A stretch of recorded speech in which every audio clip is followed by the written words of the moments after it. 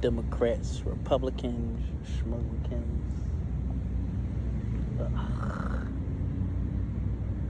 You know, I sit back and I watch, and I see Democrats are having a ball right now. They going crazy, you know. And let me start this off, which I should have started this off completely with. I support neither branch, nor do I support this government in any way, shape, or fashion. Now, back to my point. I'm sitting back and I'm watching the Democrats have the time of their life. We got the Epstein list. We got the big beautiful bill, immigration, etc. You know, so I'm watching Democrats, just have a ball with Mr. Trump right here, and it's like, understood. There's a lot of things in which it is this man could have done to make a better society. Instead, he has constantly showed that he was bought and paid for by the Khazarian government that the world knows as Israel. And they bring up valid points. I've even seen some Democrats talk about certain things in which it is he could have did versus the actual action in which it is that he did do, things that he said that he could have said a little better, or not just have said, and they bring up fine points, great points. I've also sat back and I've listened to Republicans during the term of Joe Biden talk about the things that he could have did, like instead of giving over $100 billion to Ukraine, take that, put that into the homeless and the hungry, put that into infrastructure that could provide them with the jobs they need, the work that they need, so they wouldn't have to be homeless or hungry. It's also bills in which it is that he brought to pass that I can't really remember because I haven't paid too much attention to any of their bills. But my point is, I've sat back and I've listened. And I've listened to Republicans talk about Democrats. I've listened to Democrats talk about Republicans. And we must understand that neither one of them know what the fuck they doing. Neither one. Neither one of them are even in control. But let's just go back to them not knowing what it is they doing, right? If you find yourself in a compromised government, well, you then must find a way to uncompromise that government. The same way if you find yourself in a position where you get caught with your pants down or something, you would try to find your way out of that. Simple. When something bad happens, people try to find corrective measures in order to turn it around. So we have watched the Democrats and the Republicans for at least the last 100 years fuck the country up. Both of them. It's not just the Republicans. It's not just the Democrats. It's both of them. Together, fucking the country up. But I've listened to Republicans talk about Democrats. I've listened to Democrats talk about Republicans. And I find it funny. Because if you sit down and you talk to Muslims about Christians and all of their flaws, well, then they have a million things to say. If you sit down and you talk to Christians about Muslims and all of their flaws, they have a million things to say. Yet when you bring up the flaws of their own religions to them themselves, they see no problem. And they then fight and defend the flaws. It's the same thing with Republicans and the same thing with Democrats. Instead of just admitting that, well, both of them are flawed. Both of them, to their very core foundation, or even if it ain't the core foundation, the mere essence that they possess now is flawed.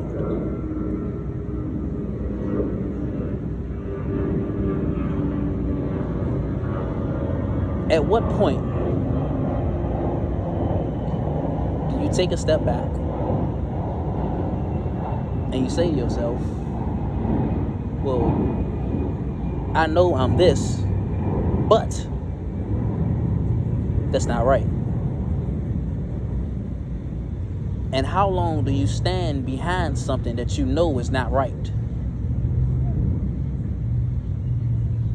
Question for the Democrats and for the Republicans. Democrats can see everything that Trump did wrong. They can see everything that Bush did wrong. Republicans can see everything Biden did wrong and everything Obama did wrong. But in between right and wrong lies a foundation, and that foundation is truth. Instead of looking to be right or looking to be wrong, look for the truth. And the truth is this: whether it be the Democrats or whether it be the Republicans, at the end of the day, the government is compromised. At the end of the day, if this man speaks of doing this but gets in office and does a reverse, something is flawed. The Democrats can see that with Trump. But why couldn't they see that with Biden or Barack Obama? If Republicans can see this man only cares about this country and he isn't here for his people, well, why can't they see that about Trump? Why couldn't they see that about Bush? And it goes back further, but we're just going to use the ones in which it is this last 20 years. Because in the past 20 years, we've had Bush, Obama, Joe Biden, and Donald Trump. So in the past 20 years, we've had 2 Republicans, 2 Democrats. Both giving money and power over to other countries. Both of them. I said earlier that between right and wrong, there's a foundation, truth. It's not about being right. It's not about being wrong. It's about truth and it's about lies. And the very truth is that they both compromise. Both sides. So that must mean to the very foundation of what it is they stand on, i.e. politics, is compromised. That's the truth. The lie is that if we get the right person in office, or we get another party, then we'll be all right and we'll be fine. That's a lie.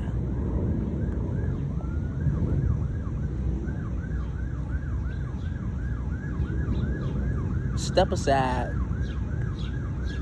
or put aside all emotions, put aside feelings. Emotions and feelings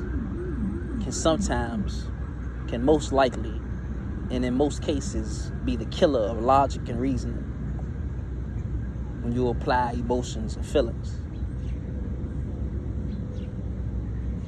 Logic and reasoning can go out the window most of the times when you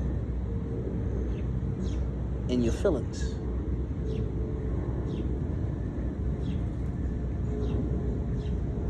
And let's not go about what we think either, because you can overthink or you can underthink.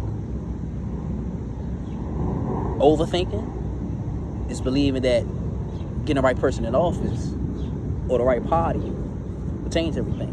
Underthinking is only paying attention to the flaws of your opponents and not being aware of the flaws of yourself.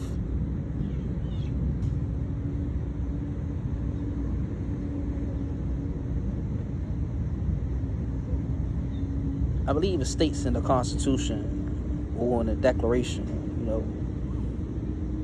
that if a government become compromised, then it is the people's right, to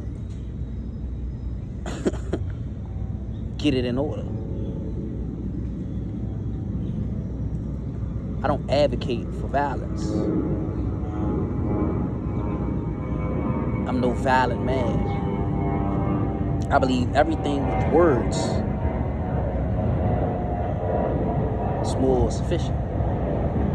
They say the pen is mightier than the sword. And I believe words are mightier than the pen.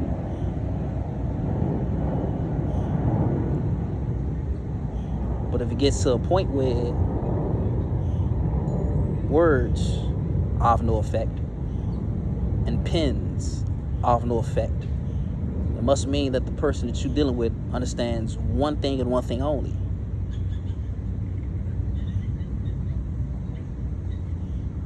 And I believe the creators of this government knew and understood that. I mean, when you read the Declaration of Independence, you see if they could have avoided war, they possibly would have. I mean, they were kin, cousins, and stuff like that. It wasn't too far off, you know. So I'm pretty sure that, you know, they minds and in their hearts didn't want to go to war. But when words aren't working and a pen doesn't work and they send ships, it's a man's duty to defend and protect his. And if it's not abundantly clear that one, your government is owned, and two, they don't care about your words, and three, they don't care about your pen, then you have one step left. As sad as it is, but understand that this clause is in the Constitution, and the Constitution in the United States of America is supposed to be the superior law of the land. So it doesn't matter what the federal say, it doesn't matter what the states say. The Constitution is supposed to be above both state and federal laws. It's what binds together this United States of America. It's supposed to be a foundational law that brings together this country. And I state, it says that if a government becomes too powerful, it is the right, the duty, I believe, of the people, it says, to establish a new one.